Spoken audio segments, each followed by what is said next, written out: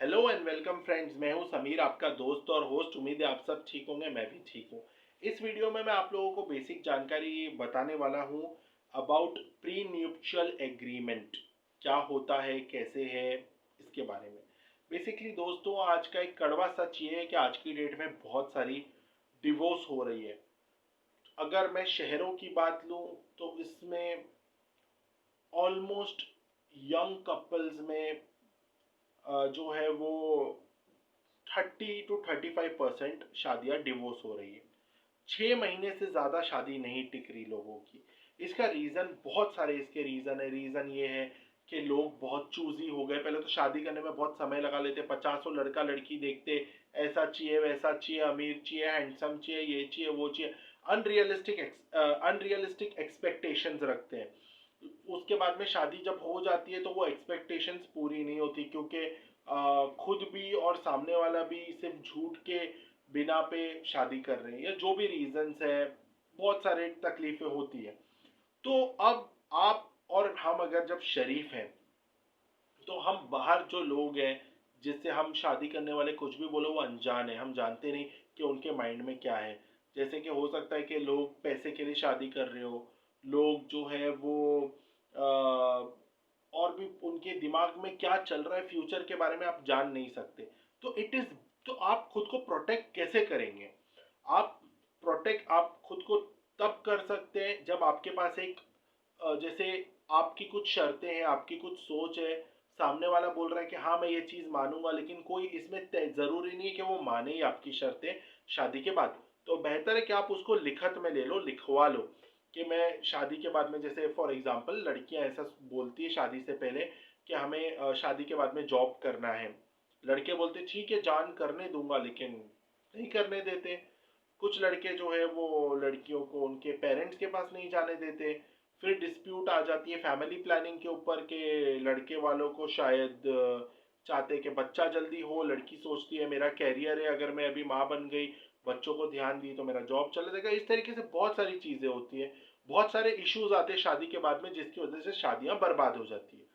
तो हमारी कोशिश ये है कि शादियां बचे टिके। उसके लिए एक रास्ता है प्री न्यूप्शल एग्रीमेंट। अब प्री न्यूप्शल एग्रीमेंट जो है वो होता क्या है? प्री न्यूप्शल एग्रीमेंट का ये कि शादी से पहले का एग्रीमेंट। अब शादी से पहले का जो एग्रीमेंट है, तो इसमें लोग ये सोचते हैं कि हम ये बना सकते हैं या नहीं, ये वैलिड है या नहीं। तो मैं आपको ये बताना चाहूंगा कि एज पर सिविल लॉ ये जरूर वैलिड है। It is an agreement. Agreement के अंदर जो है वो एक अगर हम ये जानना चाहते हैं कि ये वैलिड है या नहीं, तो उसके लिए सबसे इंपॉर्टेंट ये कि जो जो एक्ट में, कानून में बताया गया कि एग्रीमेंट की क्या क्वालिटीज है, वो इसमें आनी चाहिए। कॉन्ट्रैक्ट क्या होता है, एग्रीमेंट क्या होता है, वो मैं आपको अभी नहीं बता सकता, वरना वो एक लॉ का लेक्चर बन जाएगा। मैं आपको एक प्रैक्टिकल चीज बताना चाहता हूँ। अगर आप एक एक्सपीरियंस पर्सन से प्री न्यूप्शल एग्रीमेंट बनवाते हो तो डेफिनेटली वो कोर्ट ऑफ लॉ में स्टैंड होता है, कोर्ट ऑफ लॉ में उसकी मान्यता है।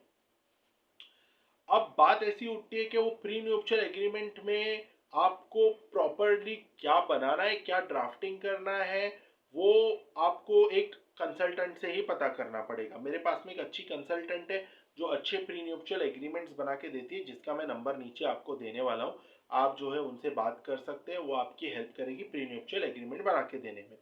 तो प्री न्यूप्शल एग्रीमेंट में ये इंपॉर्टेंट है कि आपके सारे पॉइंट्स लिख दिए जाए concisely, properly as per law, और इस पे दोनों पार्टी की साइन हो जाए।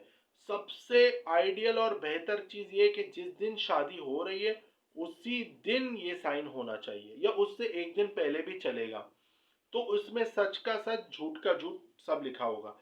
जैसे मैंने ऐसे देखा है कि एक लड़का था, उसने एक प्री न्यूप्शल एग्रीमेंट बनवाया। उस प्री न्यूप्शल एग्रीमेंट में उसने लिखवाया कि मैं ये कोशिश करूंगा कि जो लड़की से शादी कर रहा हूँ उसको बहुत प्यार दूंगा, उसे कभी कोई तकलीफ नहीं होने दूंगा, बहुत खुश रखूंगा। लेकिन अगर उसने उसकी मर्जी से शादी तोड़ने की कोशिश की, या वो डिवोर्स लेना चाहती है उसके रीजन से, उसकी प्रॉब्लम की वजह से, तो मेरी प्रॉपर्टी में से उसको कुछ भी नहीं मिलेगा। इस बात पे वो जो है एग्री हो रही। तो अगर वो ये बात पे एग्री हो रही है पार्टीज फ्री कंसेंट से, फ्री कंसेंट का मतलब होता है एक दूसरे की खुशी से, अगर ये पॉइंट पे एग्री हो रहे, तो ये वैलिड होगा इन कोर्ट ऑफ लॉ के इनके बीच में ये तय ऑलरेडी हो चुका है। इंडिया में प्री न्यूपशल एग्रीमेंट्स बहुत कम बनते हैं और लोगों को इसके बारे में ज़्यादा जानकारी नहीं है। उसका रीज़न ये है कि ये न ज़्यादा लोग बना रहे न ये लॉ के अंदर ज़्यादा आ रहे। पर मैंने कोर्ट में प्री न्यूपशल एग्रीमेंट के ऊपर देखा था, एक केस आया था प्री न्यूपशल एग्रीमेंट में जिसके ऊपर ऐसे था कि एक लड़का था जिसकी वाइफ ने उसके ऊपर एक 498 एक केस किया था कि वो लड़के वाले दहेज वगैरह मांग रहे हैं। लेकिन वो लड़के ने कोर्ट में ये क्लियर बताया था कि शादी के समय उन लोगों ने खुद लिख के दिया था लड़की वालों को कि उनको कुछ भी नहीं चाहिए और कुछ मांगा भी नहीं था एक प्री न्यूपशल एग्रीमेंट के अंदर। अब लड़की यहाँ पे फंस गई क्योंकि उसने झूठे ये क्लेम किए थे कि शादी के समय इन लोगों ने चीजें मांगी थी। अगर उन्होंने मांगी थी चीजें तो वो लड़की प्री न्यूपशल एग्रीमेंट पे साइन ही क्यों करती, जिसमें ये क्लियर लिखा था कि वो कुछ नहीं मांग रहे और वो खुद ये बता रहे उन्होंने कुछ नहीं मांगा।